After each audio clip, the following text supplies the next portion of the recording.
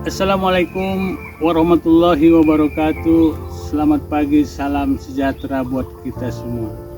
Pagi hari ini saya berada di Candi Bahal 1 di Desa Bahal, Kecamatan Portibi, Kabupaten Padang Lawas Utara. Sejarah sangat penting bagi kita untuk mengingatkan sebuah generasi memikirkan apa yang terjadi pada masa lalu.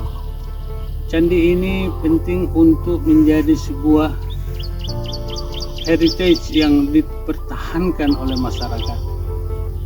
Sebuah daerah heritage tentu kita melihat cagar budaya, tidak hanya cagar budaya, tapi di sini ada sebuah peristiwa masa lalu. Agama Hindu datang ke Paluta, mendirikan candi.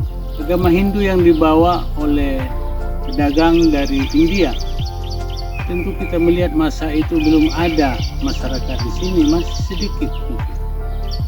Tetapi candi ini juga memperingatkan kita bahwa bertahannya candi sampai saat ini dan mungkin sampai yang akan datang oleh negara ini dipertahankan sebagai sebuah cagar budaya.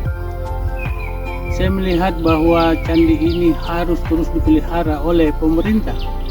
Terlihat masih perlu penataan dan juga perlu pengembangan.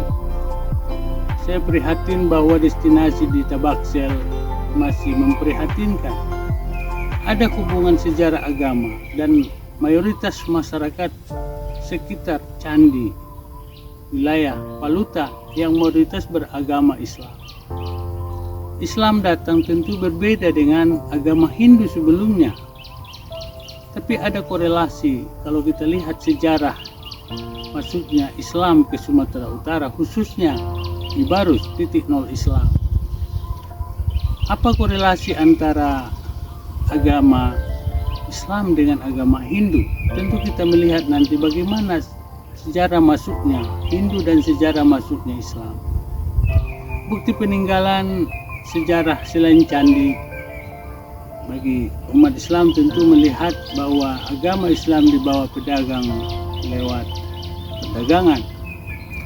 Pintu masuk agama masuk ke Tabaksel adalah dari Natal laut, kemudian dari laut Sibolga.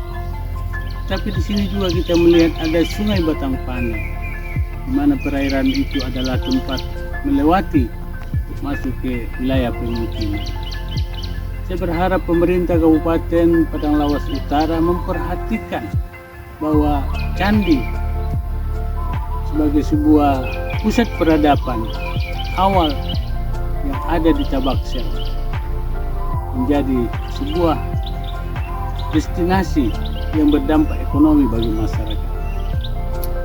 Islam mengajarkan kita bahwa agama datang dibawa secara damai oleh para ulama yang membawa Islam sampai adanya kerajaan-kerajaan marga yang ada di Tabaksel. Bahkan setelah masuknya Belanda juga ada satu peristiwa bahwa kerajaan marga atau luat di Tabaksel itu menandakan bahwa sejarah itu harus dipertahankan karena adanya hubungan antara satu sama lain. Jika kita lihat candi ini, tentu candi ini mengisyaratkan bahwa kehidupan masyarakat masa lalu sungguh hebat sekali. Bagaimana agama dibawa oleh orang Hindu dan bagaimana Islam ada interaksi, kontak, perdagangan, hasil rempah-rempah. Mungkin kita bisa melihat bahwa tujuan daripada pengembangan Islam dan motif ekonomi di belakang masuknya penjajah, ada hubungan betapa kayanya masyarakat kita. Kekayaan alam yang ada di wilayah masyarakat kita itu menjadi tujuan destinasi daripada selain perdagangan. Karena itu mari kita pertahankan heritage dan kita perkuat ekonomi masyarakat kita dari kekayaan alam yang ada di wilayah ini sebagai tujuan bagaimana kita membangun peradaban Islam di Tabaksel. Mudah-mudahan wilayah sekitar hari ini, candi ini membutuhkan sentuhan intervensi pemerintah pusat, provinsi dan kabupaten. Saya melihat dan saya prihatin melihat kondisi hari ini, pengembangan, pembebasan lahan, dan lain-lain, termasuk wilayah masyarakat yang kuat agama Islam sekitar candi. Itu harus ada intervensi lewat pemerintah daerah. Bagaimana lahirnya peraturan daerah terkait minuman cuka, satu minuman kebiasaan tradisi masyarakat tapi mengganggu sekali pada konteks pariwisata. Jika kita jadikan ini sebagai sebuah pariwisata, tentu ini juga berbeda pariwisata dalam cagar budaya dengan pariwisata yang lain.